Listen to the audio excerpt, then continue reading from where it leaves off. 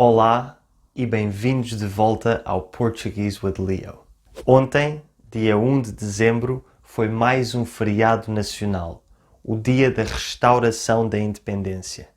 Se não é a primeira vez que estão a ver os meus vídeos, então sabem que eu já falei por alto sobre a restauração da independência nos 2 vídeos que fiz em colaboração com a Eating Europe, em que vos levei pelas ruas de Lisboa.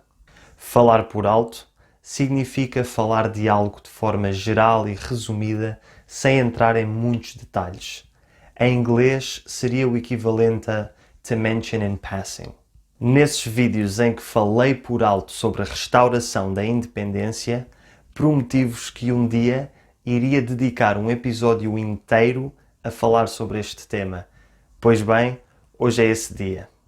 Mas antes de começarmos a falar sobre a restauração da independência, quero só aproveitar, como já é costume, para agradecer às pessoas que apoiaram o projeto Portuguese with Leo com doações nas últimas semanas, que foram o Roger Braz, o Andreas Berner, o Lendert Books, o Gonçalo Mendonça, o Andres Eliasson, o Ewan Robertson, a Ana Bárbara Götze, o Michael Dawson, o Walter, o Domenico Nicosia, a Gabriel Ney, o Thomas Pinkerton, o Franco Panciera, a Regine Schmid-Halter, a Ingrid Groot, o ou a Saro Krix e a Patricia Hayworth, o MJ Pierce, o Bruce Joff e o Derek Smith, que já não é a primeira vez que doam.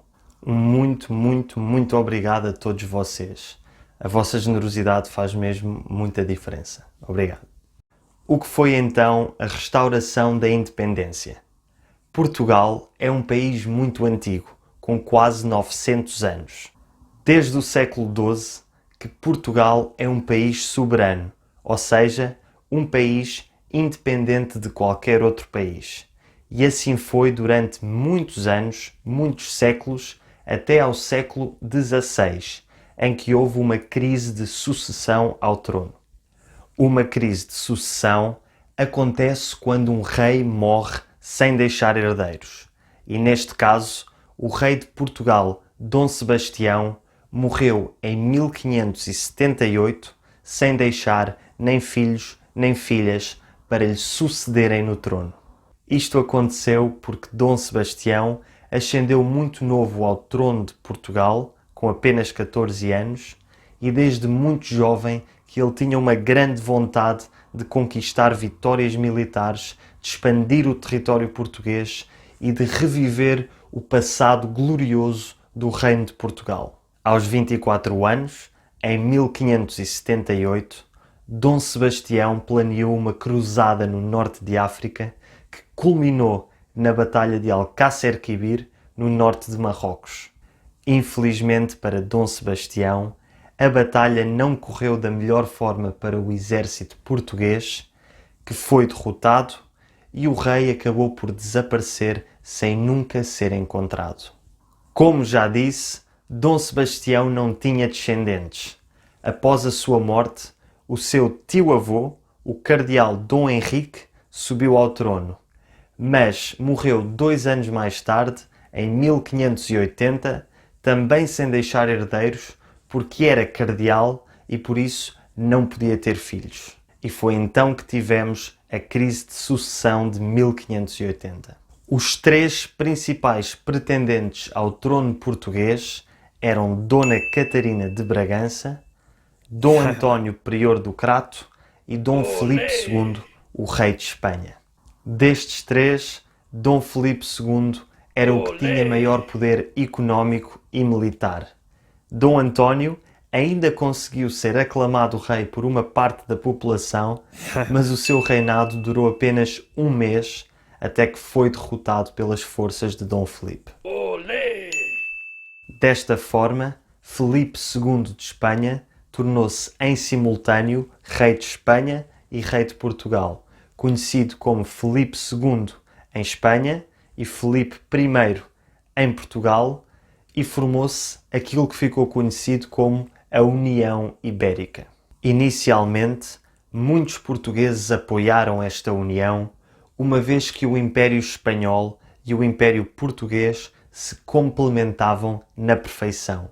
Isto significava mais comércio e mais prosperidade para Portugal, uma vez que a união dos dois impérios era vantajosa para os mercadores portugueses.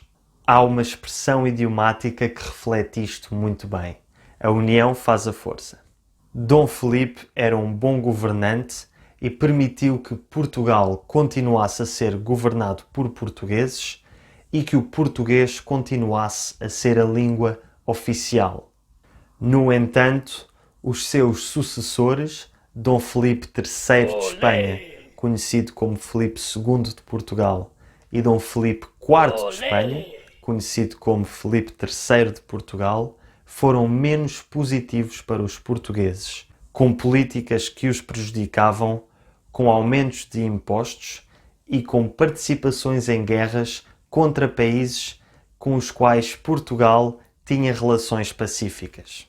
Isto fez com que o descontentamento aumentasse cada vez mais entre os portugueses e começaram a haver pequenas conspirações e revoltas por todo o país contra a liderança espanhola. Toda esta situação culminou no nascimento de um grupo de conspiradores clandestinos chamados os Conjurados. Os Conjurados eram 40 homens da nobreza portuguesa que conspiraram para retirar o rei espanhol do poder e pôr no trono Dom João, Duque de Bragança. Dom João era neto de Catarina de Bragança, que, se vocês bem se lembram, tinha sido uma das 3 pretendentes ao trono quando houve a crise de sucessão. Pois bem, toda esta conspiração culminou numa revolta no dia 1 de dezembro de 1640, em que os conjurados se infiltraram no Palácio da Ribeira e mataram o secretário de Estado do governo espanhol e aprisionaram a Duquesa de Mântua, que governava Portugal em nome de Dom Filipe. Dom João foi proclamado rei Dom João IV, o primeiro rei da 4ª dinastia portuguesa, a dinastia de Bragança, e passou o resto da sua vida a consolidar, ou seja, a solidificar e fortalecer a independência de Portugal. Espero que tenham gostado de mais um episódio sobre a história de Portugal e sobre um dos feriados mais importantes para o nosso país. Antes de me despedir de vocês, peço-vos que deem uma olhadela ao segundo vídeo que fiz em colaboração com a Liz, do canal de YouTube Talk the Streets, em que continuamos a explorar as diferenças entre o português de Portugal e o português do Brasil. No total, vamos fazer uma série de 3 vídeos e o terceiro vai ser publicado aqui no meu canal daqui a uma semana.